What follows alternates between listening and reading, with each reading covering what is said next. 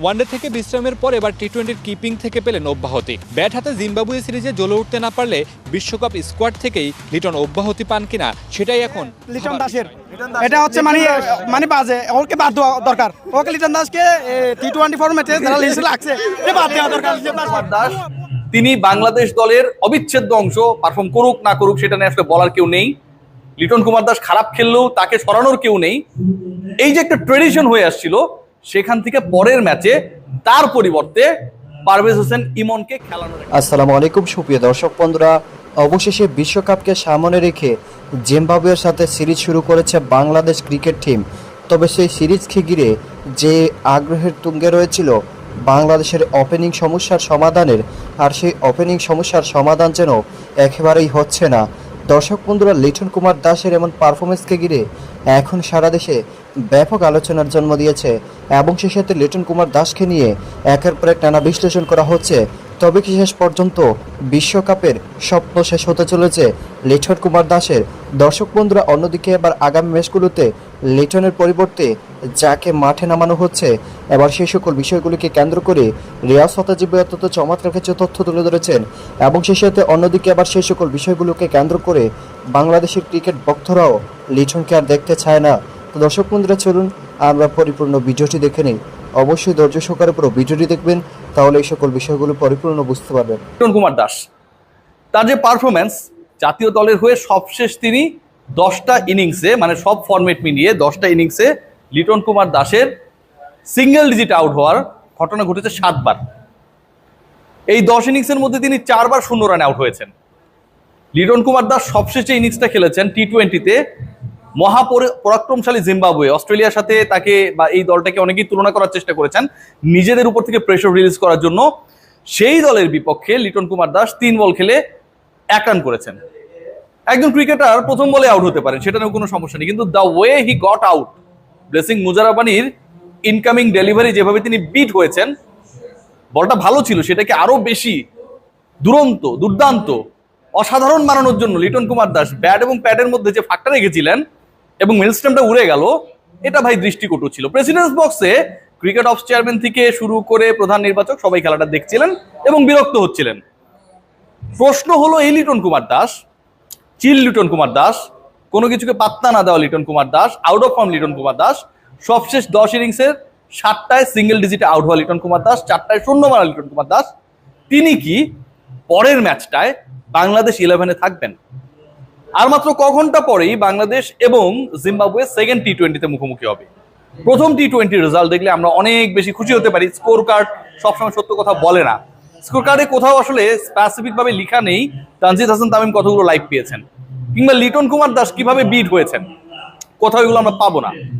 Score কার্ডে লেখা না থাকলেও বাংলাদেশ যে ঢুকেছে, বাংলাদেশ যে প্রেশার হ্যান্ডেল করতে কিছু কিছু জায়গায় ব্যর্থ হয়েছে, 41 রানে 7 উইকেট নেবার পর 75 রানে পার্টনারশিপ হয়েছে 8ম উইকেটে, এবং লিটন কুমার দাস যেভাবে আউট হয়েছেন, নাজমুল শান্ত যেভাবে খেলেছেন, সেই প্রশ্নগুলো উঠছে।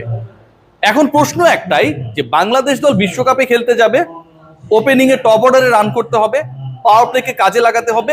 এই যে হবে, এই প্রত্যেকটা হবেতে হওয়ানোর ক্ষেত্রে যিনি রোল প্লে করবেন বা যারা রোল প্লে করবেন, দে আর দ্য ওপেনার্স। একজন ওপেনার তার অভিষেকে 3টা লাইভ পেলেও 47 বলে 67 রান করেছেন, এটা নিয়ে কোনো সমস্যা নেই। কিন্তু সমস্যার জায়গা যেটা, সবচেয়ে বড় সমস্যার জায়গা যেটা, সেটা হচ্ছে যাকে অটোমেটিক চয়েস ধরা হয়, যে লিটন কুমার দাস তিনি বাংলাদেশ দলের অবিচ্ছেদ্য অংশ, পারফর্ম করুক না করুক সেটা নিয়ে আসলে বলার কেউ নেই। লিটন কুমার দাস খারাপ খেললেও তাকে সরানোর কেউ নেই। এই যে একটা ট্রেডিশন হয়ে আসছিল, সেখান থেকে পরের ম্যাচে তার পরিবর্তে পারভেজ হোসেন ইমনকে খেলানোর একটা পরিকল্পনা, আলোচনা যৌক্তিকভাবে রয়েছে। কেন বলছি যৌক্তিকভাবে রয়েছে এবং এই ঘটনাটা কেন ঘটতে পারে, সবার আগে একটা ব্যাপার ডিসকাশন করতে হবে যে বাংলাদেশ দল তারা আইসিসির কাছে যে মেইলটা করেছে 15 সদস্যের দলের, সেই মেইল প্রকাশ না করলেও, 15 সদস্যের দলটা ডিসক্লোজ না করলেও, সত্য ঘটনা যেটা, সেটা হচ্ছে বাংলাদেশ দল আলটিমেটলি যেমনটা আছে তেমনটাই রাখতে চান সিলেকশন প্যানেলের সদস্যরা। লিটনের তো বিশ্বকাপে যাওয়া নিয়ে কোনো সমস্যা নেই, কিন্তু লিটন কুমার দাস বিশ্বকাপে গেলেন ঠিকই, সৌম্য সরকার ইনজুরি থেকে ফিরতে পারলেন না ঠিকই, এরকম ঘটনা যদি ঘটে, আপনাকে তো বিকল্প ওপেনার হিসেবে যাদেরকে জিম্বাবুয়ের বিপক্ষে স্কোয়াডে রেখেছেন তাদের খেলতে দিতে হবে। এখন সৌম্য যদি শেষ 2 ম্যাচে ব্যাক করে, পরের ম্যাচেও যদি আপনি ইমনকে না খেলান, মানে 2 ম্যাচ চলে গেল, পরের 2 ম্যাচেও আপনার সুযোগ থাকছে না, কারণ হচ্ছে তখন সৌম্য সরকার ব্যাক করবে, এই তো ঘটনা। তাহলে পারভেজ হোসেন ইমনকে যে আপনি স্কোয়াডে রেখেছেন, তাকে দেখার তো সুযোগই দেওয়া হলো না। পারভেজ হোসেন ইমনকে সুযোগ দিতে গিয়ে বা পারভেজ হোসেন ইমনকে বাজিয়ে দেখার যে প্রক্রিয়া, সেই প্রক্রিয়াকে অনুসরণ করতে গিয়ে লিটন কুমার দাসকে দ্বিতীয় টি20তে ড্রপ করা বাদ দেওয়ার একটা পরিকল্পনা রয়েছে, স্ট্রংলি রয়েছে। এবং এই পরিকল্পনা যদি বাস্তবায়িত হয়, পরের ম্যাচে ওপেনিং হিসেবে থাকবেন তানজিদ হাসান তামিম এবং তার পার্টনার হতে পারেন এক টি20 খেলা 2 বছর আগে তিনি সেটা খেলেছেন পারভেজ হোসেন ইমন। এখন পর্যন্ত ডিসকাশনটা অনেকটা এরকম। আর লিটন কুমার দাস তিনি যেভাবে খেলছেন এটা এখন একটা বিরক্তির পর্যায়ে চলে গেছে। সাধারণ মানুষজন এখন বলার শুরু করেছে, গতকালকে অনেকের ফেসবুক পোস্ট দেখছিলাম যে আসলে লিটন অল্পের জন্য আসলে সেঞ্চুরি মিস করলেন, আর মাত্র 99 রান করলেই তিনি তামিম ইকবালের পরে দ্বিতীয় টি20 ব্যাটার হিসেবে বাংলাদেশের সেঞ্চুরি করে ফেলতে পারতেন। মানে ডিসকাশনের আপনি প্যাটার্ন গুলো দেখেন যে কিভাবে ব্যঙ্গাত্মক ভাবে এই আলোচনাগুলো হচ্ছে। যখন এই আলোচনা হচ্ছে এবং যখন লিটন কুমার দাসের জাতীয় দলে জায়গাটা নড়বড়ে, ঠিক তখন একটা সিগনিফিকেন্ট ঘটনা ঘটেছে।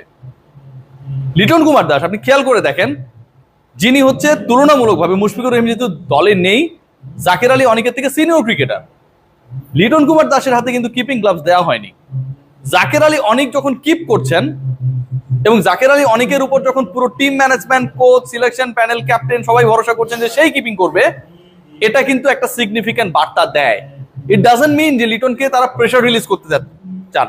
সবচেয়ে বড় খবর হচ্ছে যে সাইফুদ্দিনের এবার সুন্দরভাবে ফিরে আসা, এবং এই ধরনের ফেক কনফিডেন্সগুলো বাংলাদেশকে ওয়ার্ল্ড কাপে ডুবাবে। এখন লিটনের সময়টা খারাপ যাইতেছে, আমরা ওর পাশে থাকতে চাই।